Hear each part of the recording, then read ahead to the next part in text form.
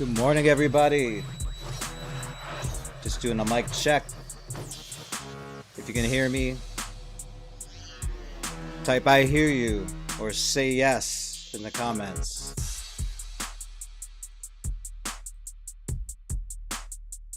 Let's go.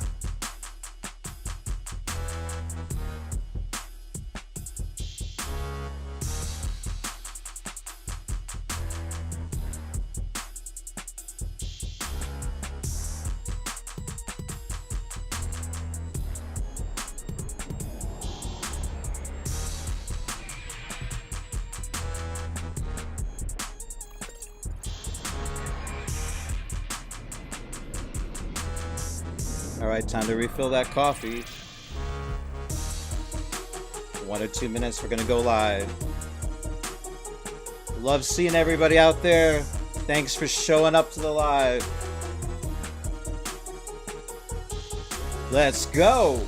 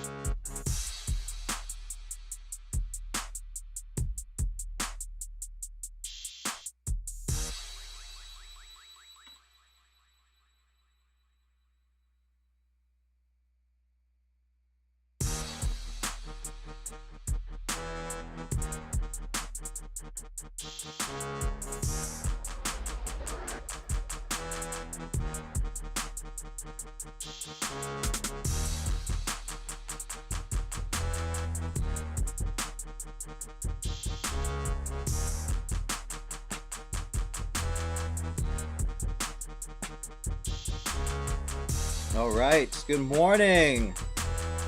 Let's get some energy going. I know it's early. I appreciate you coming in. Seeing everybody out there makes me happy. Thank you so much. Live from Chicago, here in the office. Yes, yes. To get a little energy in your body, so you can work better, you can think better. That's right. All right. Welcome in, welcome in, welcome in, everybody. This is, of course, the beta session for the Pastry Chef Expansion Challenge Session 1. Something very new for me. As you guys know, we've done a little film and video. We've really had a studio controlled environment. And as the world changed and everybody goes live, I'm going to go live too and work on some things. So I want to thank you all for being innovators and coming to things earlier than others. Everybody has those questions of everything new. What is this? Why would I get involved? And you guys, I appreciate your courage and your trust that we're going to get some great work done, and this is going to be worthwhile for everyone. Don't forget, this week, everyone that's in for all 5 sessions of the Pastry Chef Expansion Challenge has a 30-minute call with me to review some of the things we go over. We are going to work on ourselves a lot today, our identity as pastry chefs. We're going to examine a couple things. We're going to do a little bit of work. And as we progress, we'll start launching, new ideas of our expanded brand. We'll make videos. We'll do a lot of things. And number one, make sure that we address everything that you wanted to get out of this. Everybody comes from a different background. I have some folks at different points in their careers, some people young in their careers, some people have kind of gone and done a lot like myself. But I thought, lately with the things that have happened where we've had to all kind of pivot and change or lose work or get pay cuts and think differently. And a lot of those things have happened to me. I want to be honest with you. We've put it together differently every month this year. It hasn't been the same.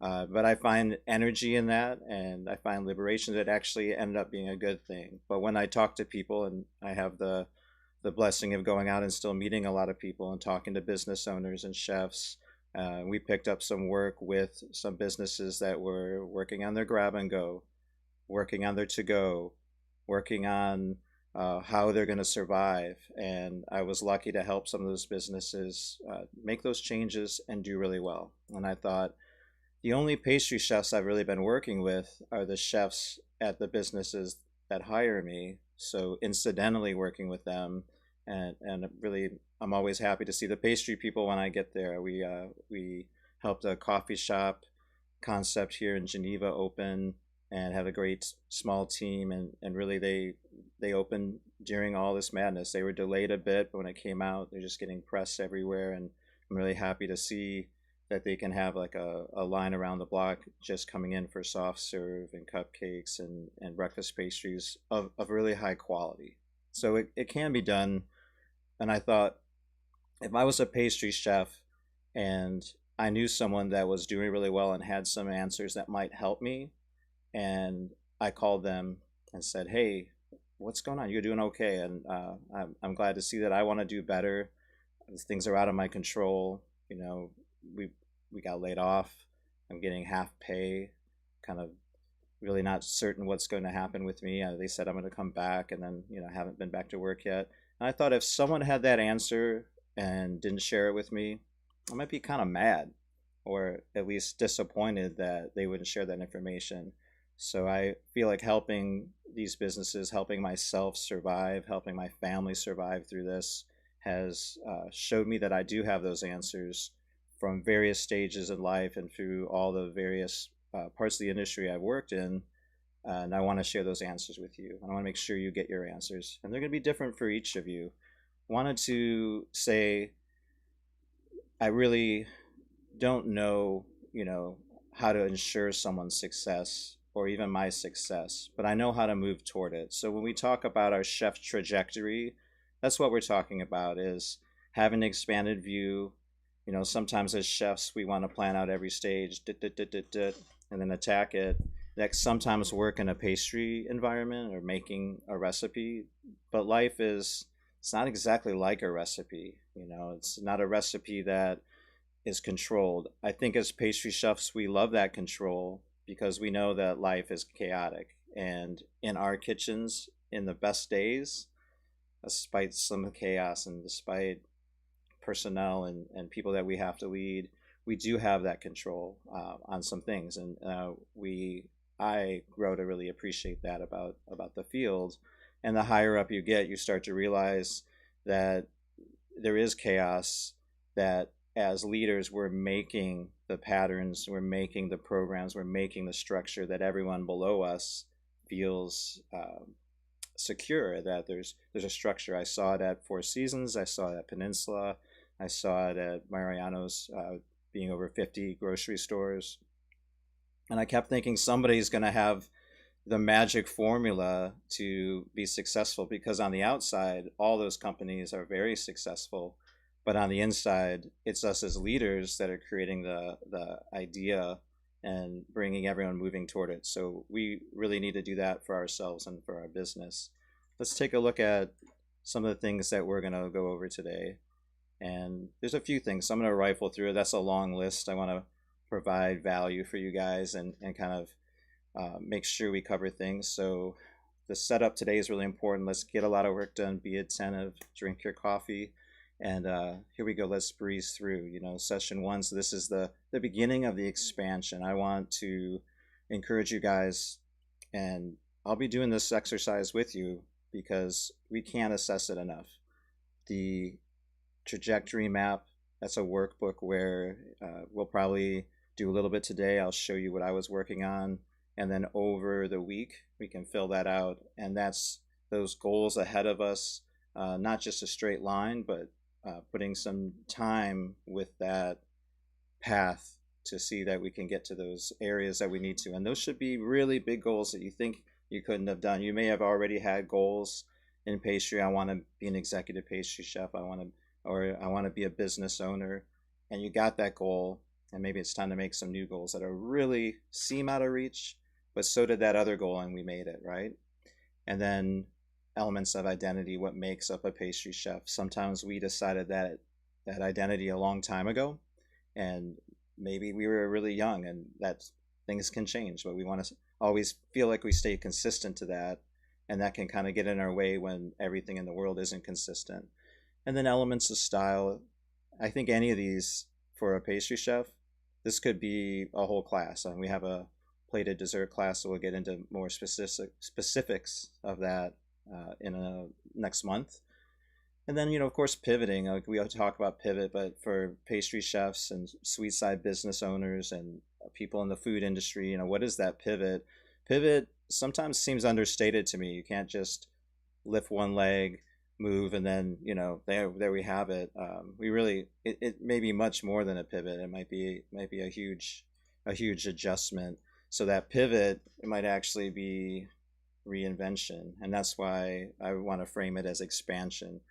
Really expanding. Maybe it'll take you outside of the industry or related industries, but just creating those options for ourselves. No one's going to care more about our career, our pastry identity, our pastry selves, than us. So when I say pivot, let's take that lightly and not what the rest of the world is pivoting just to do some little takeout, or that's the only kind of business that'll work is a ghost restaurant.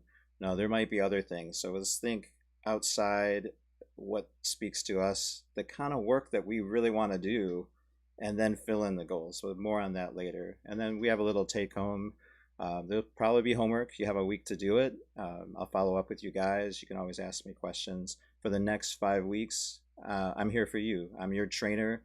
I'm your friend always. I know a lot of you guys, some people I don't know. It's great to meet you in this format. And there may be some things you learn about me that you didn't know that I'm able to express now that I'm a little bit on the other side of having to worry about what a big company or a big brand might think about anything. Those are things I always had to think about. I thought, that's really limiting. So I've smashed through a lot of my limiting beliefs there and limiting ideas, and I want you guys to do the same thing. Wanted to get into it a little bit. So I don't know if anyone's familiar with Simon Sinek. So Simon, I think he's a British born, but he's an English, American motivational speaker, but he does a lot with psychology of business and also physiology. So you may have seen this, but I want to focus it. And if maybe I'll post later in the group his TED Talk, which goes into this.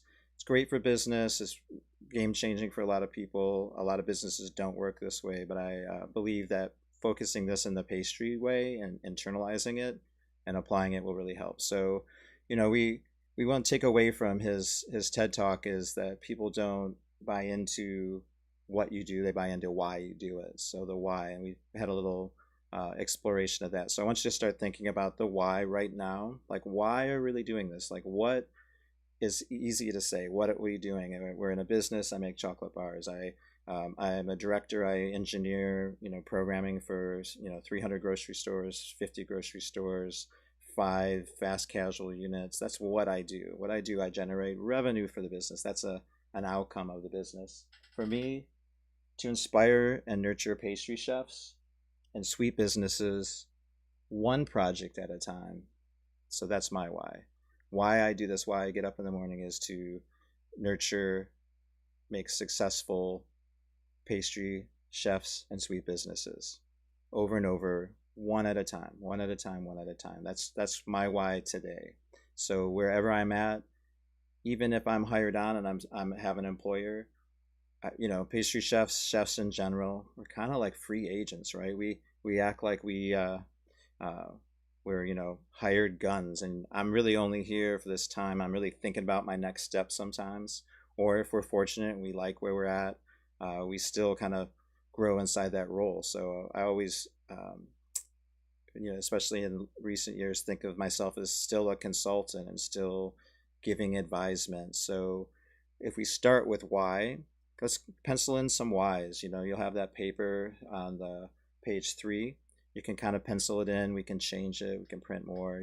Just get that writing going. Everything that we write, everything that we internalize like that, it's going to stick, and then we can at least consider it. Maybe we can change it later. So the why, that why we'll figure out and we'll examine, and then the rest is pretty simple. What I do is what I'm making, what I'm doing, how I'm serving, what's the service like, how we do it. That's just a business construct, and there's a lot of ways. Some businesses are more complex than others, but if we know why we do it every day, when we make our pivots, we're pivoting toward the why. So instead of saying, I make the best donuts, and I have to make the best donuts, we just make donuts.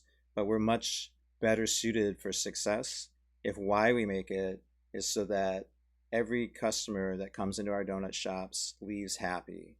Everybody leaves happy. We're really offering the service of happiness in the form of donuts and, of course, hot coffee, right? Donuts and hot coffee. All right, so let's take a second.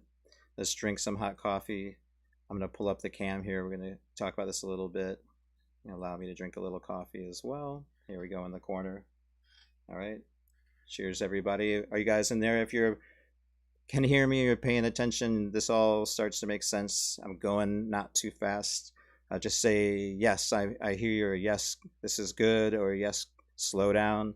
We have a lot to cover, so I'm trying to not go too fast. You can always ask questions here in the live chat box too.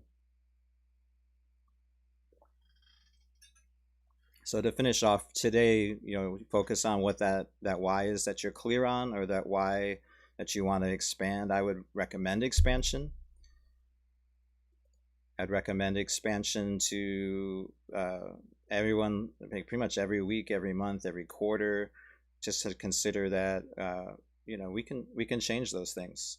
All right, Mario says yes, yes. I said yes too. Let's do it. So on the right side here, this tenon is sort of rooted in physiology, not just psychology. So if we have these circles, the why, and we talked about the how and the what, well, this is the top section of our brain. If you're looking down, we have the neocortex, and this is kind of all our reasoning. This is kind of taking in all those what's, all those attributes, what's on the menu, why is this business better, where am I going to eat, I'm going online, reading everybody's reviews. And even, I think we all know, if sometimes we have a restaurant, we'll read reviews, we'll say, hey, I want to go, it's $100 dinner, or like, oh, they're open up finally, I could get some to-go food there. I don't know, I don't want to cook, but I don't want to spend $100 on that. I don't want to spend $200 on food that's not excellent, because I can make a lot of food. I don't need someone to. Sometimes we just get okay takeout, so we don't have to do the dishes, but we don't really love the food. So if you if you relate to that, say yes, I hate to go food, or say yes, I love to go food in the chat box. So here's this reasoning, and we could read all those reviews and say, yeah, I don't know if I'm going to eat that restaurant and like it, because here in the limbic brain, it's where all our emotions are, and the limbic brain has no ability to reason the facts. They just limbic brain on an emotional level dictates that. So if our why can be communicated to the limbic brain of our customers, of our employees, if we communicate to ourselves on that emotional level, we'll rationalize the what's that don't make sense to us. We'll make the what's make sense, and say, okay, that was good, but I just feel like this is going to be great. And that's really where we want to live. We have that why, we're moving toward it. It allows us to change the what and the how, because things around us change, but we're still going toward the same why. We still have that direction, and then we're going to talk about sort of the direction and how we change it, right? So we've got kind of a fun way to look at the whys is coming up as these different roles for the why. So the why, one way to look at it, is not the only way to look at it, is we've got a protector or a liberator. Are you like the designer? It's empowering through making something that's revolutionary that no one's ever made before, or the guide, wax on, wax off. Here's someone that's going to be that mentor, or the advocate, sticking up for a tribe. I would say maybe my why is kind of riveted in the advocate.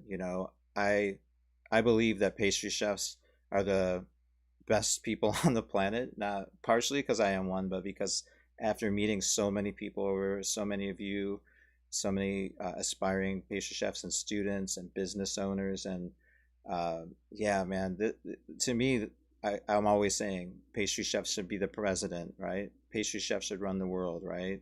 We need more pastry chefs in that kind of business. And if a pastry chef, in a lot of times I'm consulting, I'll say, if a pastry chef ran the front of the house here, you might be a little bit better off. So I don't know if that's always true, but it's my truth. So maybe I'm an advocate. And then there's the challenger, or a unifier, or a master. So, which one of those are you? Which one of those speaks to you? Are you someone that may be in 2 or 3 of those, that will live in a couple of different places? That's possible. And so we'll pull up the trajectory map here so we can get a little work done. And want to make sure I don't go too over. But if we have to go over on time, that's great too. And watch the replay after. I'll have it up as soon as possible. Trajectory map. Some of these things. I know some of it seems crazy, or like we don't want to do homework, like all this stuff. But just I'll tell you something that worked for me over the years. When I would go travel and take classes with Albert Adria, when I would take classes, like someone told me, a mentor, go out and find the best person in that field and do whatever it takes to learn from them. Like, and charge up your credit cards, travel, and I certainly did that. When I'm with these people, sometimes I'd be traveling with other groups of chefs. You may have had this experience. And these chefs from all over the world, and you gather in a school somewhere, and a school is like just a room basically for a pastry chef anywhere, and it doesn't matter, right? We're going to get this great knowledge no matter what. We got the right person. I don't care where it is, right? It can be a one stainless steel table in one place. Once I wake up in the morning anywhere in the world, start smelling the croissant, I feel at home. That's where I'm comfortable. I know I'm going to learn. And learning for us that's our vacation. Let's face it, right? At least for me, every single vacation I was doing a pastry trip. And let's say I was with Stéphane Triand in France way before he came to the United States. Well, not way before. I'm not ancient, but like I am older. For all intents and purposes, you should have been so fortunate and have gratitude to learn from Stefan. And he is, I'm sure everyone's met him by now. And if you haven't, he's the most available teacher. He's the first person I met. In fact, when I met him, we were having aperitifs the night before. It's kind of common to kind of do a little mixer and get to know everyone. And when he showed up, he looked like a ski instructor, no doubt. He was wearing like a cable knit sweater. He was really reserved. He didn't have, and that's a good question. Everyone says, what is a pastry? You don't look like a pastry chef, Jimmy. I used to get that. You don't look like a pastry. That guy, that girl, they look like pastry chefs, And then when the tattoos came and all this stuff with piercing and that, which, if you guys don't know, I was a musician past life, first life, and had some success with that. So, I had a best friend who was an award-winning tattoo artist. I could have had all the ink that I wanted back then. I, traveled, played at Lollapaloozas and all, been around that stuff. So I'm cool. I think it's all cool. I think it's funny that we would define ourselves by any of those things, like any of those things at all, right? We define ourselves, as we know, as pastry chefs, as the last business we built, the last dessert that we made, etc. So I'm going to back up through those three stories and get back to the point. So this time, think about your why, kind of pencil it in. That's going to go in the center, and then we'll work from there. So excuse me there. All right, just want you guys to see me a little bit better. So when I'm with Trian and we're in a class, and we have some of the high-level pastry chefs that want to learn from someone who's great. And in a week, we did 12, 15-hour days. Like I said, that's vacation, but we're working, right? We're working, but we know it's good for us.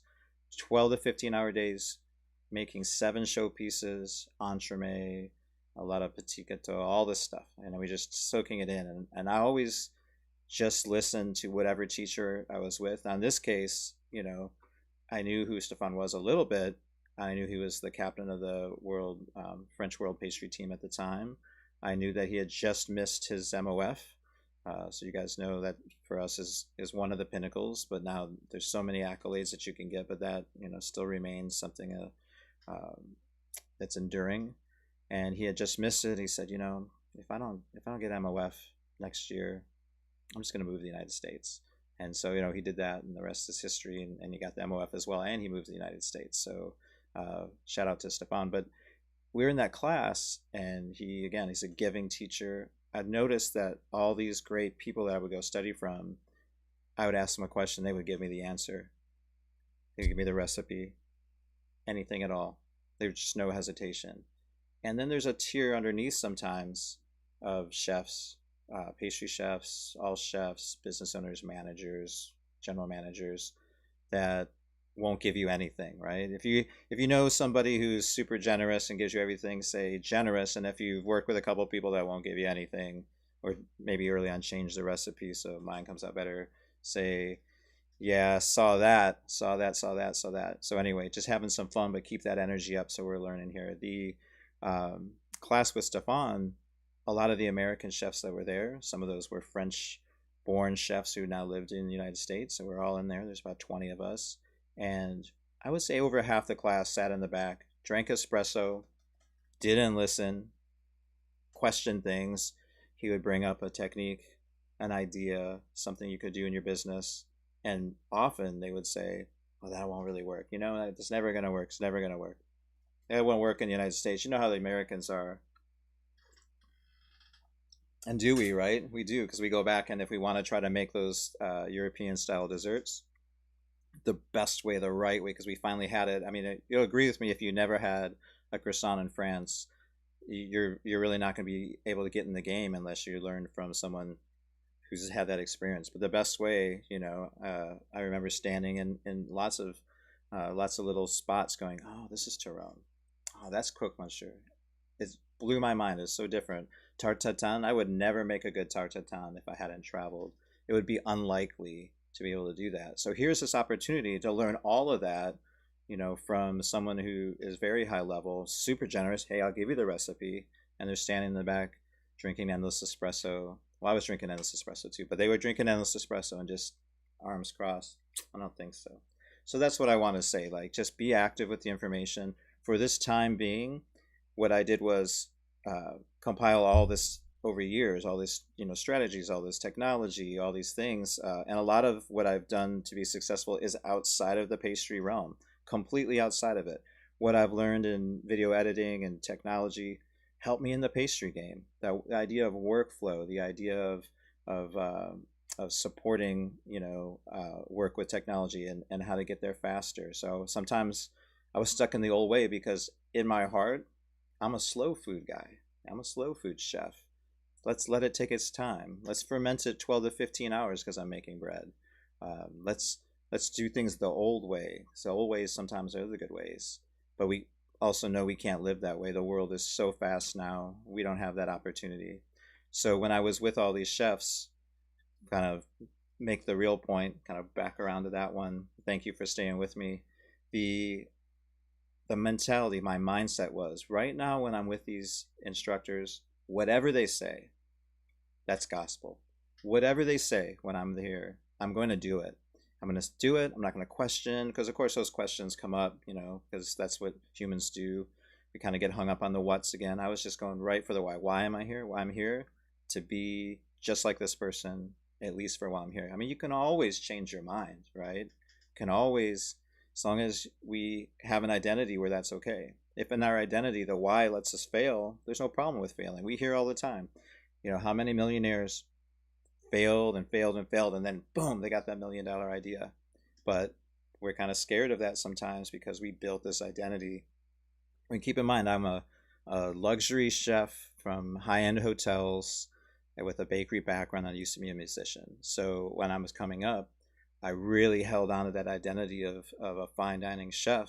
So I wanted to have those Michelin stars. I want to have those accolades. And I got those accolades and I love those accolades. But some of them I don't even broadcast anymore because they don't really serve my why. And when they do, then I'll bring it up. But so many times those are the whats. What is, I have some Emmy awards and I've got, I'm working at this great place. And so that's why you should hire me for the next thing. That's why you should, when I start my own business, patronize me. So when you don't have the accolades, you think, that's easy for you to say. If I had those accolades, things would be easier. But they aren't, because if you are clear on your why, you give good service, you go full out every day, all in, however you want to say it, like you guys are right now. If you are a great leader for the business and you're able to make changes that address the business, if you can do all those things, you're going to be successful no matter what. Then you'll be the next superstar in business. Whether or not people know your name, they'll know your product and they'll start to understand your brand. So I would encourage you, when you're with anyone of high level or when people study with you, kind of make them do everything you tell them to for the time that they're there. If that's a student, if that's someone that you're guiding, how many people came to us and said, Why do I want to work in this club, in this restaurant, in this manufacturing? Why do I want to do this? Some of the people, they just want a job, right? I try not to hire too many of those, but we need both, right? We need people who are passionate to work. That's their why. Their why is, I'm working so I can make enough money to live, and I like this kind of work better than another kind of work, right? None of you are those people. All of you have aspired to be much more and continue to expand, right? That's why we're here. That's why we're talking. So if you can, spend a little time on that why first, and not worry so much about the why, and then make them listen. Hey, you said you wanted to be fill in the blank like me, a director of operations. You said you wanted to be, you're stuck in one store, you want to be over 50 stores, like I am. I used to travel around for Mariano's for a few years, every day, 7 stores. We had, we're 55 right now. We had 45, and we were opening stores at the same time. And if you've never opened a grocery store, I think some of you open grocery stores, but if you've never opened a grocery store, it's nothing like opening a hotel. So at this point, I've opened hotels, I've opened restaurants, I've opened bakeries, and now I've opened 8 grocery stores. And um, talk about a pastry nightmare. Basically, they're not ready at all. The first day for many employees is the day it opens. So, um, you know, blitz through these real quick and make sure we catch up. So, if we did write in our why, right, keep in mind some of the hows and what's here, but we're going to kind of shift that into trajectory as we move forward. And then, of course, we've got our archetypes. You can kind of, maybe I'll help you guys frame what kind of why you have, and that may answer some of the goal questions and some of the things you want to reach for. And I just thought it was kind of fun. I recognize some of these guys.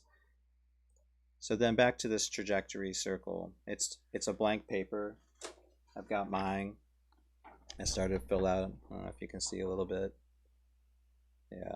Okay. I don't want to write anything too crazy. I want it to be your why, not my why, and your project. So you write your why in the center of that circle, and then make a circle or an X or whatever symbol is really appealing and motivating to you, like a star. I love stars. If you guys don't know, that's something kind of shoot for.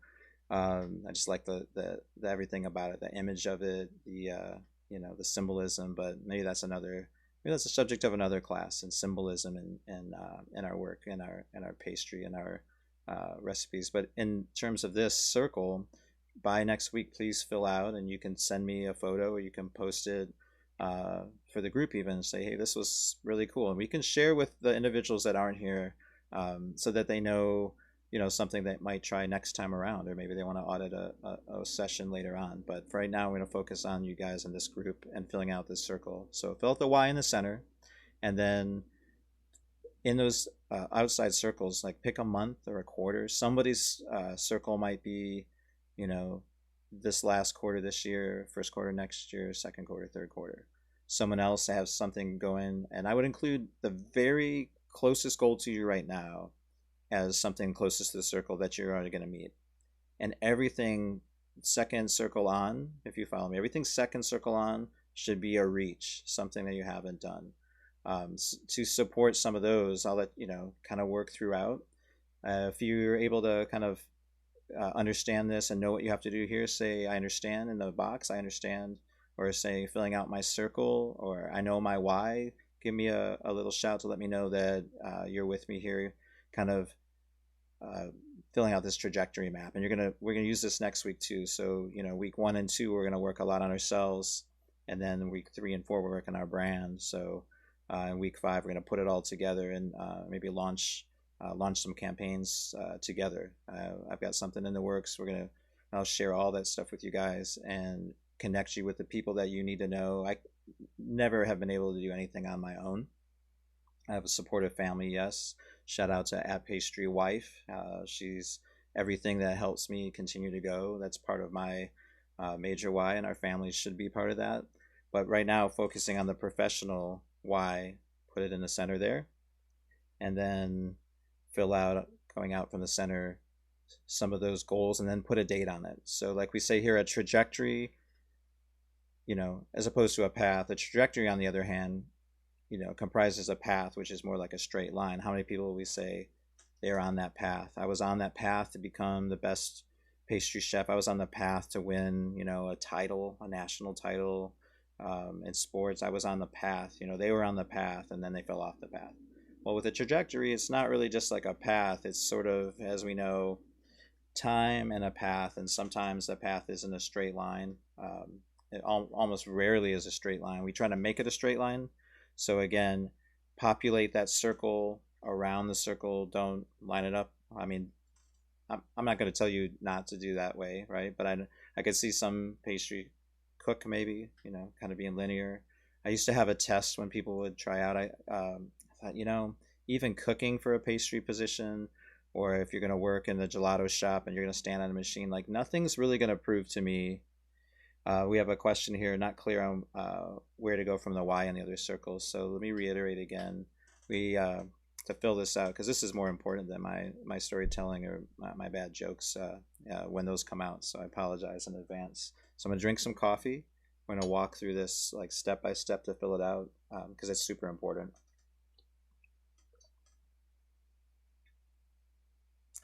Okay, so in that center, you fill out the why as best you know today. So again, not the how, not the what, the why. And you can kind of flip back into your workbook there and look at some examples of the why. So let me give you some general examples of why.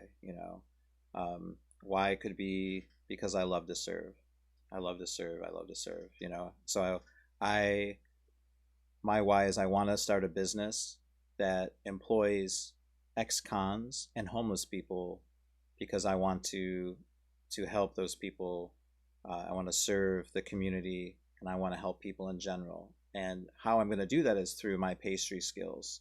And what I'm going to do, I'm going to come up with a business. This is the kind of food, and those what's will work back from there. So that's one example of the why. Again, my why is to serve pastry chefs and sweet businesses one project at a time. So I want to be a consultant for that reason and a coach and work. And I'll do my own thing. I'll start businesses. I want to own many businesses, but those businesses I want to use my expertise and instead of make money for all these other companies, I want to help them make money and make money for myself, but help them make money from the outside. I think I can better serve from the outside.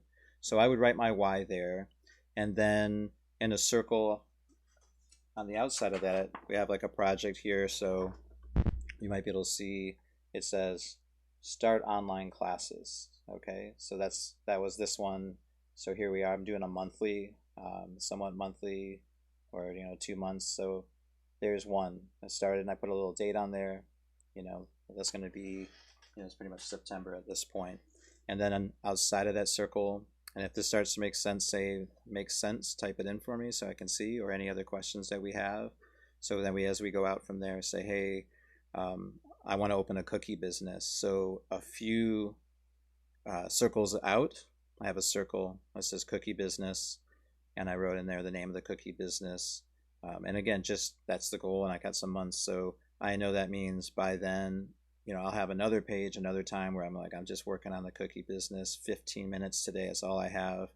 Let's go with a blank piece of paper and all the things I need to get started with that cookie business. How am I going to do it? What's the prototyping process? And I'm going to make some cookies along the way to get inspired.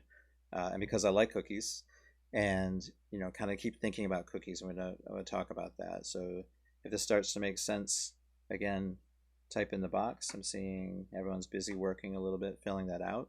And we can definitely help you with that. And if it's not coming to you right now, drink some more coffee and think about it as we get into it. We'll come back and maybe you'll get some ideas. Happy to help. I and every level, each of us is better at different things. So thinking this way, we might not have all these goals scheduled out. So I think if you can work on your why first, and then through the week, maybe one each day, come up with some things to do. And we'll talk next about some of those things that we can do. And part of it really kind of moving on is to identity, and this is sort of a fun graphic pastry chef identity. Here's a word cloud with all the stuff that we might make. I don't know how many rum cakes in a while, but definitely tarts and cupcakes, fruit pies, flan. I guess coffee's not a pastry, but I'm drinking some. But what's baked in?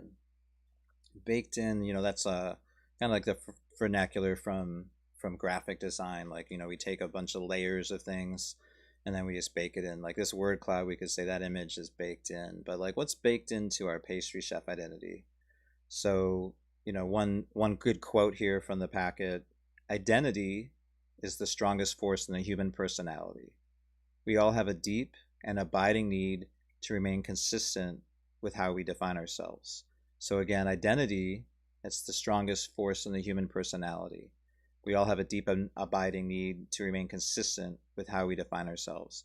So that why, how we define ourselves or our pastry goals and careers or our business, that why, it's really important. The idea that um, our identity is so strong. So again, a lot of the parts of my identity I made when I was really young. My initial identity was I wanted to be a musician no matter what.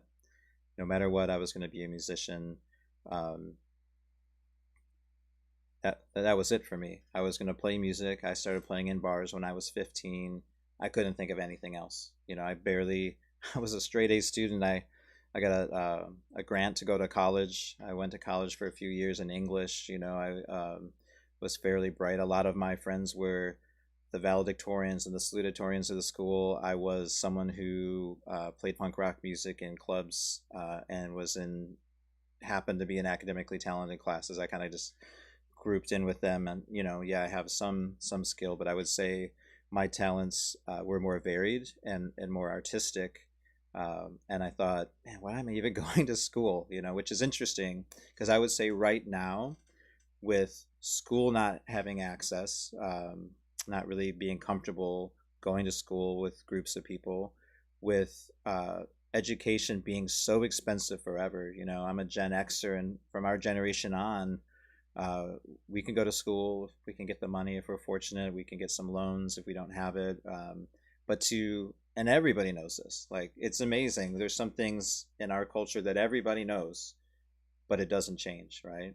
Everybody knows that you can't pay back those loans, especially in pastry, but in most careers, in in a short term, because the jobs aren't even close to making what school costs. So, we keep going through this cycle, but education now really, what do we learn as pastry chefs? There's a mentorship model in other parts of the world. I think the strength of French pastry is really that mentorship model, passing that on. And then if you don't go through, getting that knowledge from a person, yeah, there's schools, there's book training, there's lots of kinds of training, there's on the job training, but really getting the best information that will save you 10 years and 20 years in your career because you see the best way. I mean, how many of us, and say yes if you can relate to this, we know the best way to do something because we've been there and we're in our business and we know the best way. I'm the business owner. I've got this company, we're making products, we're selling it. I'm the general manager, I'm the executive pastry chef, I'm even the sous chef, the pastry cook, whoever in my area that I'm kind of in charge of. And I might know the best way. And sometimes I'm telling you, and you may feel this way too, the person on the front line with the supposed lowest status in the business has the most answers often.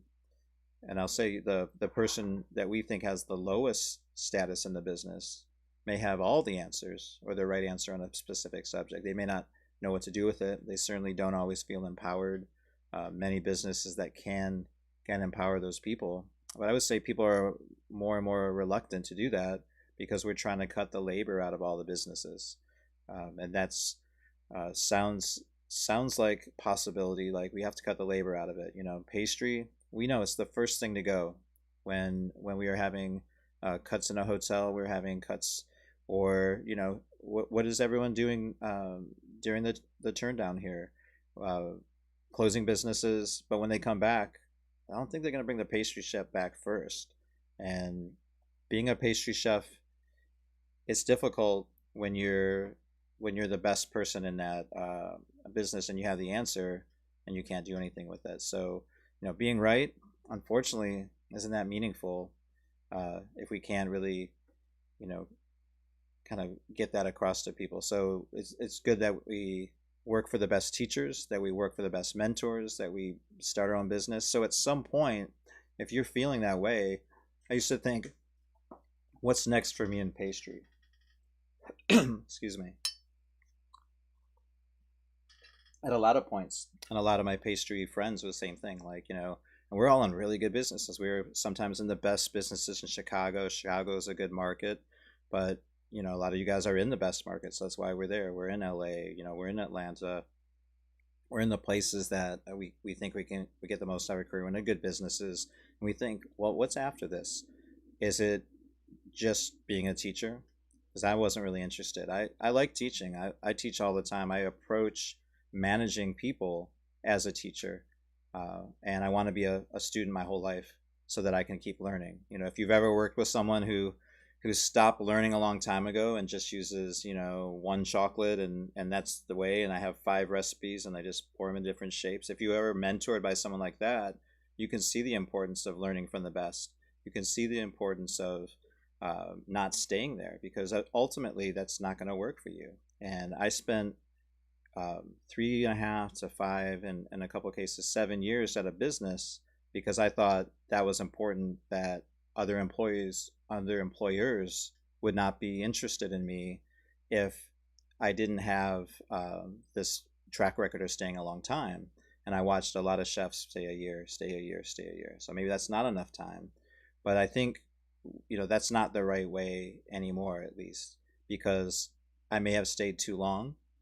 And what else could I have accomplished if I had the courage to move on? So right now, that's something to think about. Like, what can you guys do? We're kind of forced to make those choices. So let's make that opportunity to leap into the things that we really want to do. There's a lot of things out there for us. When we talk about those opportunities, here's some career path, ways that we can think about, and there's a lot in there. It's not a lack of resources, it's a lack of resourcefulness. Has been said a lot. I don't know if you heard that. Hopefully that'll keep kind of emanating out, because the number one reason why I didn't jump sooner on some things is I thought I didn't have enough money. Certainly felt like I didn't have enough time. As you guys have ever met the pastry kids, those are Julie and Mai's 5 children, who are the best, pastry think tank and critical analyzers of everything pastry you've ever met. If you want some analysis, they'll tell you about it. Okay, when the food comes in, if it's a bonbon, we're splitting it 7 ways because everybody's got to try each one, right? So I didn't think I had enough money, and I didn't have enough time. I got all these kids. I've got a job. All the jobs I was in, they were busy businesses, right? And I hope we've all in the past been in the busy businesses. And I always try to think of that as a blessing, because, when things are busy, we're making money. Everyone gets fed. We can split it. There's more opportunity. But we know when it's not busy, again, what's one of the first things that go? It's the dessert program, unless you're in a dessert business. So I start to gravitate toward that, and that's one option. But if you look here, between the chef owner, someone who owns something, is responsible, all of you guys, like I said, pastry chefs should run the world, right? To me, why can't we each run a business, right? Because we don't have enough money. There's good market conditions aren't right. Is that right now, right? Everyone's saying it. The market conditions are terrible, right? Who would start a business right now, right? But I'm going to start a business. I know people are going to start a business. We're just going to start a business that speaks to what's going on right now. If unemployment is like 10% or 9% or 11%, that means most people still are working, right? And this happens at every downturn. So yeah, our industry got hit hard on every level. And even though we still in retail grocery, there's some business, but it's not, it's up and down. We put it together different every month. So I'm fortunate to be on the retail side and see that, and then also be on the food service side and see the devastation there. But if you're in a bakery, look at some of these career paths. This is a great little chart. It doesn't have everything. I would encourage you to find things that aren't on this chart, something that is in between there, something that people haven't thought of. But I thought this was a good up-to-date chart as far as a jumping off point. But if you're in a bakery, you can do to go, right? No matter what, you can You can take some wholesale. You just have to do it differently. Like, what can people do? They're not really getting married. So I remember any good wedding cake program I set up, we were doing 80, 65, 90 weddings a year, on top of the other suites. And was really good revenue. We know if you're a good cake decorator, it's possible to have a business. But if the only thing you do is make wedding cakes, it's hard right now. We got to change that. And maybe our why will be informed by that. So in the future, never again will I, as a business owner, just put all my eggs in one basket.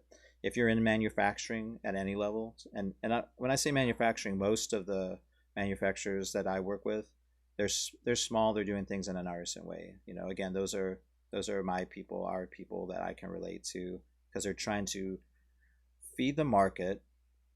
Consumers, customers want better quality. It's amazing. What's really going on right now. And if you work in the retail side a little bit, or maybe you have an artisan product and you try to get into retail because there's some good gains there. And let's talk about that a little bit, because it's important for our industry. And if you look at this chart, it kind of breaks out that way a little bit, because some of these careers feed into both sides. Some feed more into retail. And when I say retail, I really just mean, retail grocery, because everybody goes to grocery.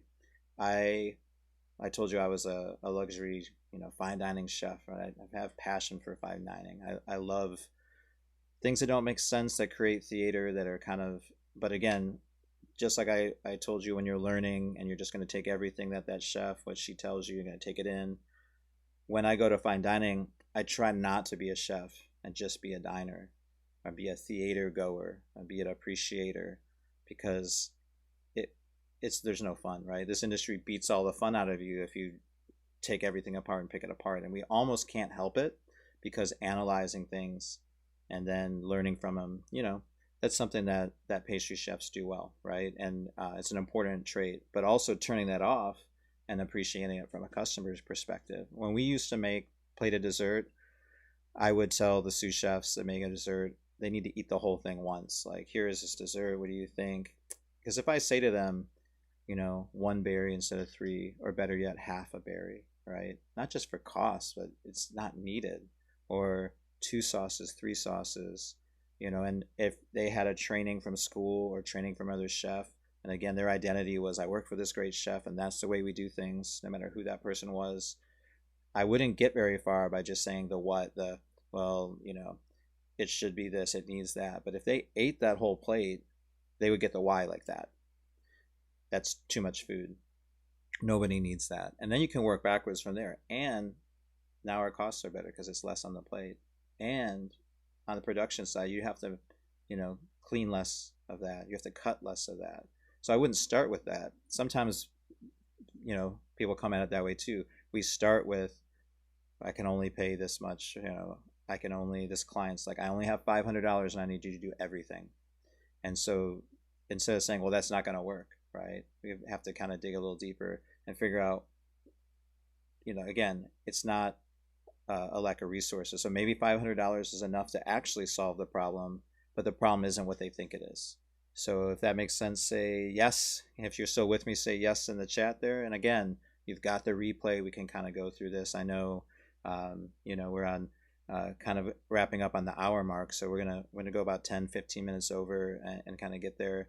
And I'll be around through the afternoon. I'll post the replay. If you have some questions, you can message me. If you want to share within our group. I mean, how beautiful is that pastry group that's being put together, and people now are like bringing people into it, and just for fun, like, I want people to come and try these sessions, and I want to connect with people that I know and people that I don't know that are in this field, and kind of and help them and help each other. But I want to have fun, overall. I want to have energy. I want to have fun. I want to be broadcasting how great it is to be a pastry professional. Most of us, if we're honest, we would do this in our bedroom whether or not we got paid, right? Because that's the true passion. So when everybody was in lockdown and everyone's baking, man, I was excited. That was great. All these people are making terrible bread, that work in an office, and now some of them are making great bread. Everyone's doing sourdough. We're running out of yeast. That's really exciting to me. Really, really exciting. So what I wanted to say is basically,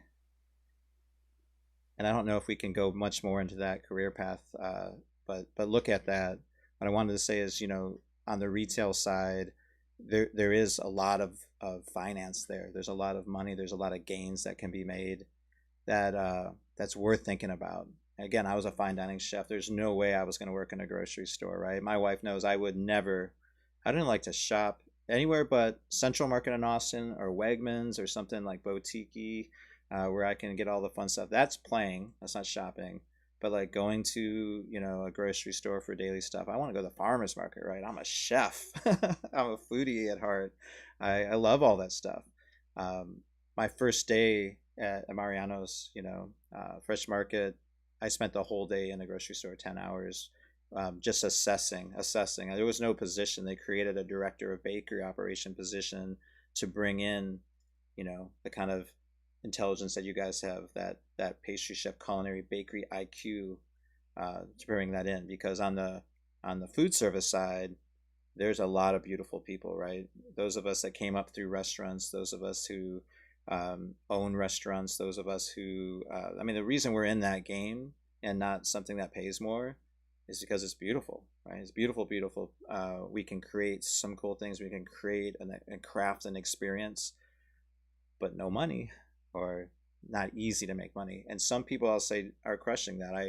I work at a restaurant group, and in the recent past, for a few years, and they had 7 restaurants, and they did amazing, but they put it together with wisdom, and they learned, and they changed like that. They would change. If something's not working, they would find a solution right away, and give them a lot of credit for that, because a lot of times in restaurants right now, even, we're just accepting, that's sort of the way it is.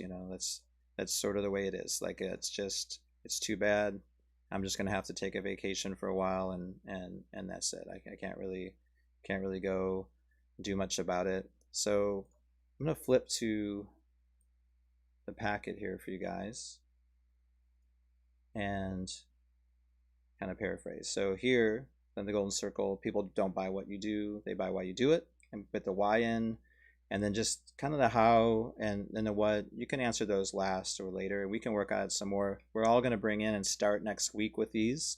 And again, through the week, if you're here for all 5 sessions, I'm here for any questions, any brainstorming, or connections. If there's a problem in your business and I haven't addressed it directly within 1 or 2 sessions, send me a message and let's get you the connection there. If you want to be you look at those careers, you're like, I want to be a food scientist, or I don't know what that is. I can connect you with someone that can tell you what that is and tell you how to get started with that. If I want to be a stylist, you want to be a stylist, you want to work in media, we're going to do a lot of media, because that's really the name of the game right now. So again, we're going to do a path, but with time, a trajectory here. I'm going to bring that back next week. There's our wonderful SoundCloud. And then elements of style. So blank plate visualization. Okay. So this is just one of my techniques, and it's really simple, and I don't know, it's kind of stupid too. And people, so don't laugh, just bear with me. So, I have this plate. I kind of like this landscape plate. Cool, right? And I would just put this on the table, right? I'm going to close her eyes. I might look at it a bunch. I sit in the office. Pastry cook, so what is he doing? Or if it's a package, we do a lot with packaging now. And I had chocolate bar, and I want to look at that package. I can't keep looking at the same package and get an idea. And I can hire the best designer, but I'm not always going to be happy. We're often the go-between between the client and the designer to try to make it. There's so many things, right? It has to be functional, it has to be beautiful, and has to, again, speak to our why. So if I don't really have a why, I'm designing a nice looking package, but maybe it doesn't have the message that's going to make people buy that no matter what. Again, people buy why you do it, not what you do. It's the best chocolate bar, but if Rainforest get money because I buy that bar, I might do that even if it's not the best chocolate bar. So again, that why, it does really come into play all the way down to the product. How we lead too. We'll talk about that a little bit next week. How we are leaders, how we manage people. It's tough, right? It's tough. So the blank plate visualization, I sit back, and then I close my eyes and I picture, when I open my eyes, if I was in a restaurant, probably should have a to-go container right now. I do this. We're going to design some beautiful to-go food as part of the homework.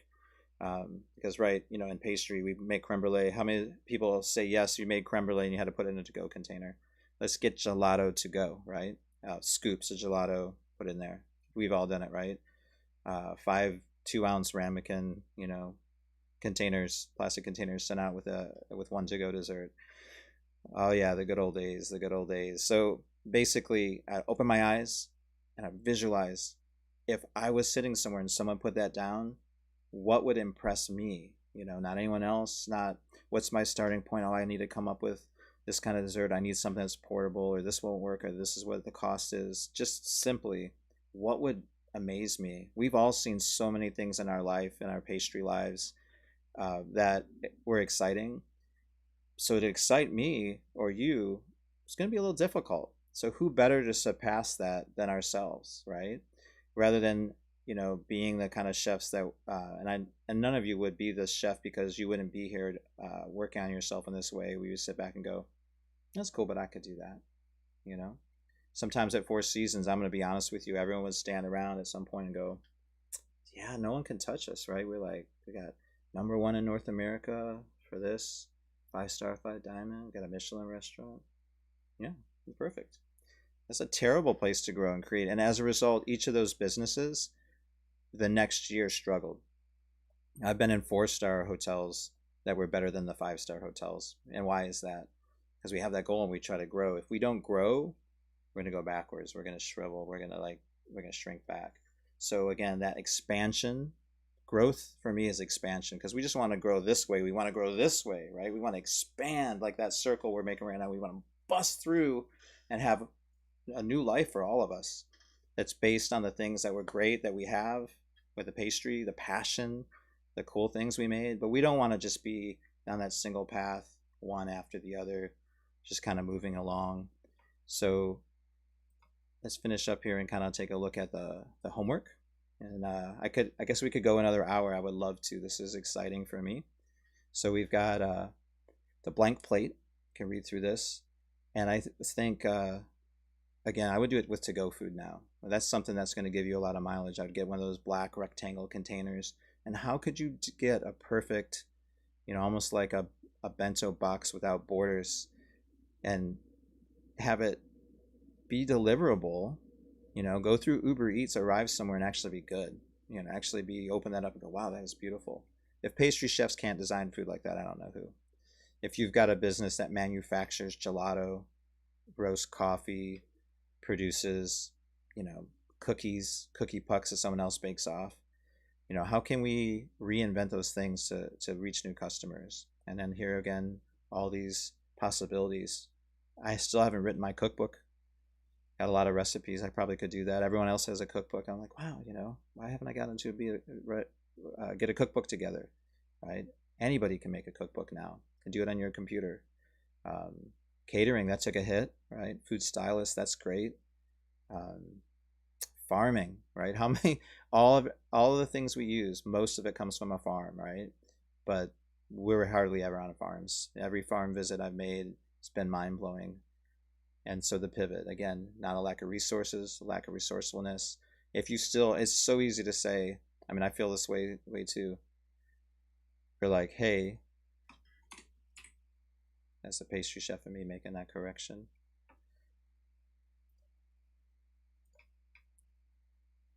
It's not a lack of resources, it's a lack of resourcefulness. We can help with that. We have a list of 400 companies. So hear this, I have a list of 400 companies hiring right now. So nobody's hiring, right? Well, these 400 companies are hiring, and we're currently combing through it, looking for business opportunities and anything that relates to food. Okay?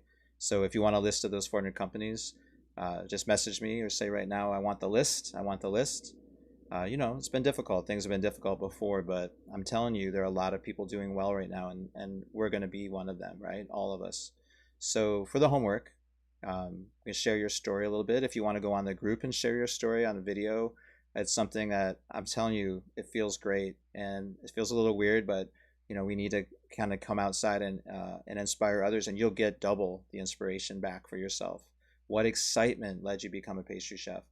What's one major accomplishment or one major challenge that you want to solve. And if you write that down there, we're going to work on that. And are you still in love with pastry? Say yes. I'm still in love with pastry. It's, to me, the best work. It combines everything we could ever do. And then the homework session for session 2. So the new ideas, where they come from. Write 3 new ideas. And we didn't get into it too much because of time today, but we'll talk about some techniques for getting there. If we get stuck, no big deal.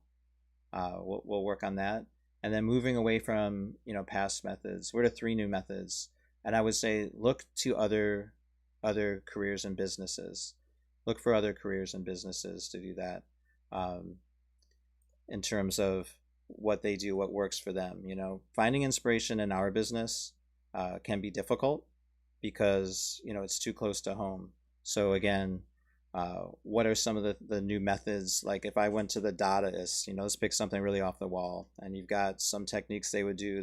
They were great at generating ideas. They didn't have any of the technology we have, and they would like cut up books and rearrange. I'm sure we've seen this. It's kind of all become part of popular culture now, but maybe the idea has been lost to generate creativity by bringing in some nonsense. And again, so that our neocortex, that outside of the brain we're talking about, that brain, it's not active. It's not saying, well, but that's not how it works. Instead, we're taking literally a construct like a paragraph, and that paragraph, type the paragraph. I never have any good dessert ideas. My best dessert was 5 years ago. It was this. Write it out and cut it up into pieces by the word and repaste them and just scramble. And don't even pay attention to how you re-scramble them. And you can, but fight your pastry chef brain to like make sense of it. Don't make any sense of it.